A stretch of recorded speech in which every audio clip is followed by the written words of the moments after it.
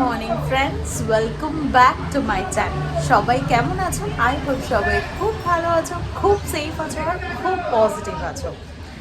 আজকে এত সকাল সকাল শাড়ি ঠাড়ি পরে কোথায় যাচ্ছি? আমি যাচ্ছি সাধক রামপ্রসাদের ভিটে।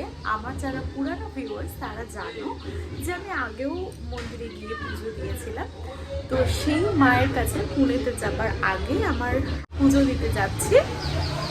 কালকে বেরিয়েছিলাম, একটা মায়ের জন্য সুন্দর লাল টুকটুকে একটা শাড়ি এনেছি, যেটা মানে শেয়ার করিনি। আমি দেখছি যদি ওখানে সাজাই তাহলে তখন আমি তোমাদের সঙ্গে শেয়ার করব।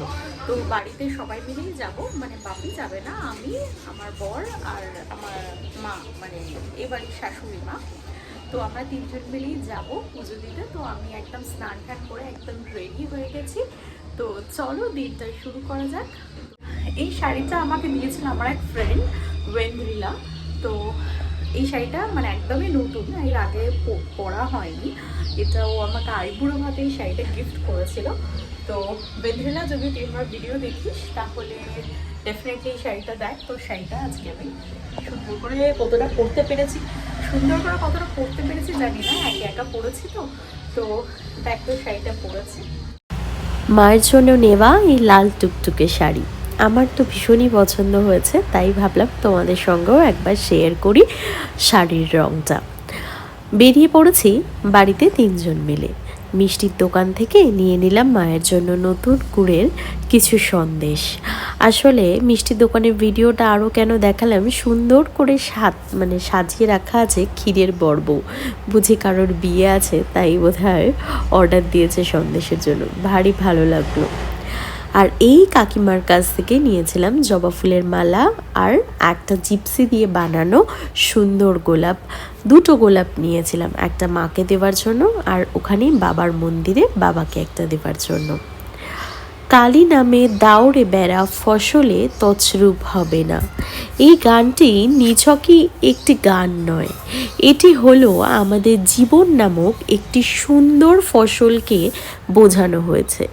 বিগত বহু জন্মের সুকর্মের ফলস্বরূপ পাওয়া এই মানব জন্মটি যাতে বিফলে পর্যবসিত না হয়, তাই হয়তো সাধক রামপ্রসাদ সেনের এই আদেশ।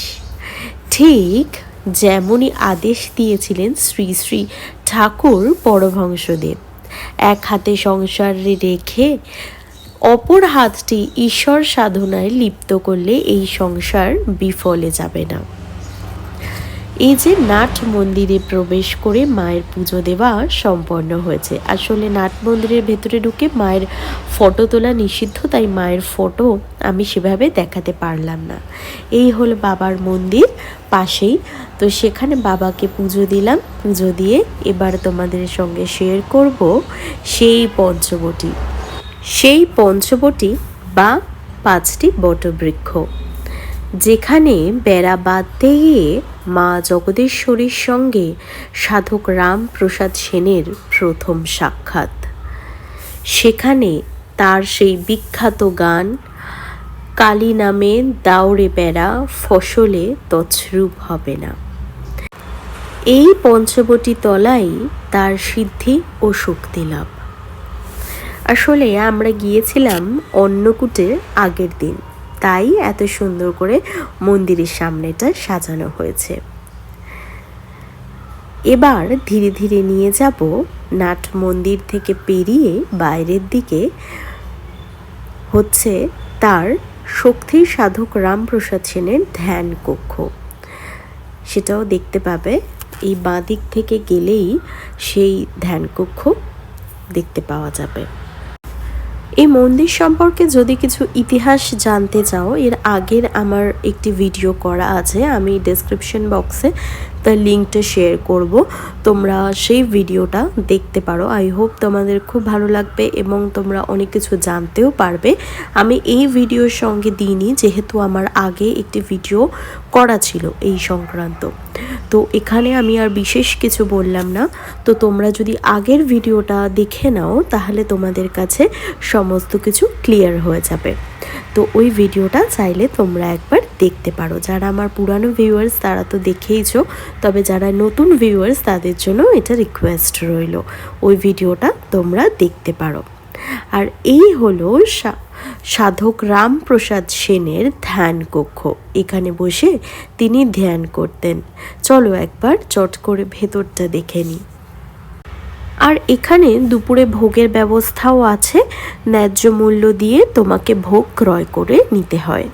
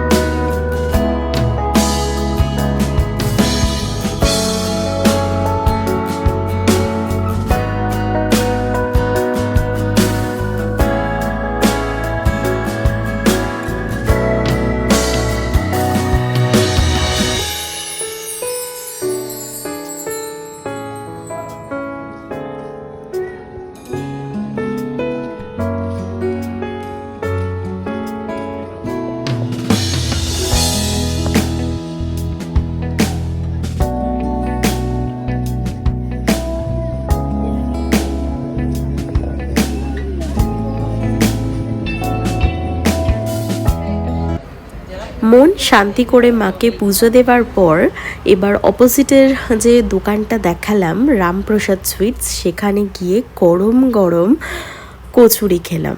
সঙ্গে নিয়েছিলাম ছানার জিলিপি, মা আর ও নিয়েছিল নতুন গুড়ের রসগোল্লা। তো আমার ছানার জিলিপিটা একটু খাওয়ার পর মনে হলো যে যা তোমাদের সঙ্গে শেয়ার করতে তো ভুলে গেলাম, তাই ওটা ভাঙা ছিল আর অন্য কিছু না। এই পথ ধরেই সাধক রামপ্রসাদ সেনের শেষবারের মতন মা জগদীশ্বরীকে মাথায় করে গিয়েছিলেন গঙ্গা স্নানে, এবং সেখানেই তার গাওয়া একটি বিখ্যাত গান ডুব দে রে মন কালী বলে, এবং এই স্থানেই তিনি সলিল সমাধি হয়ে স্থান পেয়েছিলেন কালীপদ্ম চরণে। এই ভিডিওর মধ্যে হয়তো শেয়ার করতে পারবো সেই গঙ্গাটা। তো এই ছিল তার যাত্রাপথ। তো আমরা এভাবেই টোটো করে আসবার সময় সেই জায়গাটা দেখেছিলাম, সেটাই আমি আপনাদের সঙ্গে শেয়ার করব। যদি আমার ভিডিও ভালো লেগে থাকে তাহলে প্লিজ আমার চ্যানেলটা সাবস্ক্রাইব করে পাশে থাকবেন। আর নতুন ভিউয়ার্সরা প্লিজ আমার চ্যানেলটা একটু সাবস্ক্রাইব করে দিও যদি আমার ভিডিও ভালো লেগে থাকে। আর যারা পুরানো ভিউয়ার্স তারা প্লিজ কমেন্ট করো আর শেয়ার করো আর লাইক করে দিও। চলো ভিডিওটা দেখতে থাকো। আই হোপ তোমরা সকলেই খুব ভালো থাকবে, সুস্থ থাকবে। নতুন ভিডিও খুব তাড়াতাড়ি আসছে। এই ভিডিওটা কেমন লাগলো সেটা আমাকে অবশ্যই জানিও। এই হলো সেই গঙ্গা যেখানে রামপ্রসাদ সেন শেষবারের মতো মা জগদীশ্বরীকে মাথায় নিয়ে গঙ্গায় ডুব দিয়েছিলেন। দেখো এখানে ছবির মধ্যেও আঁকা আছে, দেখলে বুঝতে পারবে। তো চলো টাটা।